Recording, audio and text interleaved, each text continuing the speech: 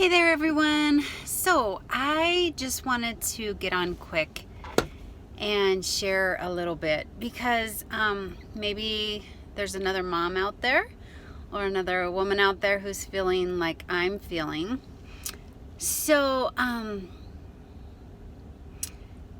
don't know. I'm a dreamer. So, I have all these things in my head. I have passions that I want to share. I have dreams that I want to live out, certain things that I want for my family and for me. And, sometimes I feel like I could just be on this high. I could be feeling good about myself. I've had a couple good hair days, my makeup's looking great and everything. And you're motivated and you're inspired and you feel like you could conquer the world. And then one day,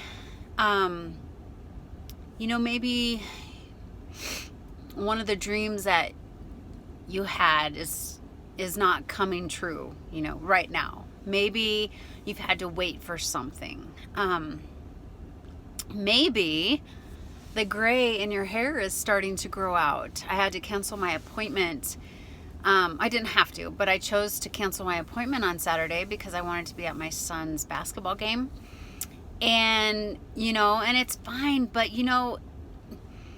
it just makes you feel different. And, I put on some comfy, like leggings and, I started to really feel down and focus more on my flaws yesterday. And I was thinking, maybe someone else is feeling like I'm feeling. Like you're on this high this 1 month, and then all of a sudden you start focusing, like the enemy sets in and you start focusing on all the things you're not. Like, I've been in eyebrow therapy for almost a couple years now, letting my eyebrows grow back. And when I don't have them penciled in, and even sometimes when I do have them penciled in, because it's like an art, I feel like, how ugly is that? How did I let myself over pluck my eyebrows? And I watched my mom do it. She has little tiny eyebrows and she's beautiful just the way she is. But it's kind of funny. I tell my girls, don't over pluck. Don't even pluck your eyebrows. Let someone else do it professionally. So I hope they learn from me. But so I see all my faults. I'm seeing the gray grow out of my hair. I haven't been necessarily doing a good job at taking off my skincare at night, so my face is just, sometimes you'll turn on your phone and you'll just see the flaws. You don't have makeup on. You're like if you accidentally turn on your phone and it's turned the wrong way and you pop up. And, lately I'm like, wow, scary, because I had a few days where I didn't get ready. When I woke up, I just it was a day at home and I just didn't get myself ready and prepared. And I want to tell you that on those days, my flaws just really stood out to me. Today I threw on my these pants and I'm like, okay, well, my legs, they're not firm, they're not firm like I wish they were. And so you start to doubt yourself and your capabilities, and your courage starts to fade away. And you start to tell yourself that you're not worthy. And I wanted to share with you today that with all my flaws, with my eyebrows, my gray hair, my cellulite on my legs, whatever it may be, my heart is still the same. Your heart is still the same. And so I was down and out yesterday, and one thing that I want to really share with you is reach out to people who can comfort you, whether it be your spouse or a dear friend. Remind yourself of all your greatness. Remind yourself of, sometimes we think we're put on this planet to do one thing when really what we're doing is what we're supposed to be doing. And so live in live in what feels good for you. It is so easy to think we're supposed to be where someone else is, or to think, well, if they're able to do it, why can't I? And, I'm sure a lot of what I was feeling yesterday was that. Like, but thankfully, my husband was able to tell me, what you've done and what you've given up just for your family and for your 4 kids is huge. I was talking to him about, how can you encourage and motivate your children to go after their dreams and to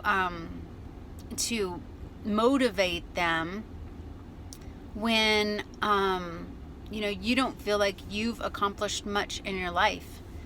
And so he quickly, reminded me that me just being there for them and doing and giving up what I have for them and sharing what I've learned over the years with them is good enough. And so I am proud of the mom that I am. I just have a lot of passions and a lot of things that I want to be able to share with other people. And for me, it's just waiting for how does that look? Where is that? And so in this time of waiting, I have to remember to be very prayerful about the path that I go on. Be very prayerful in this moment of what am I learning today?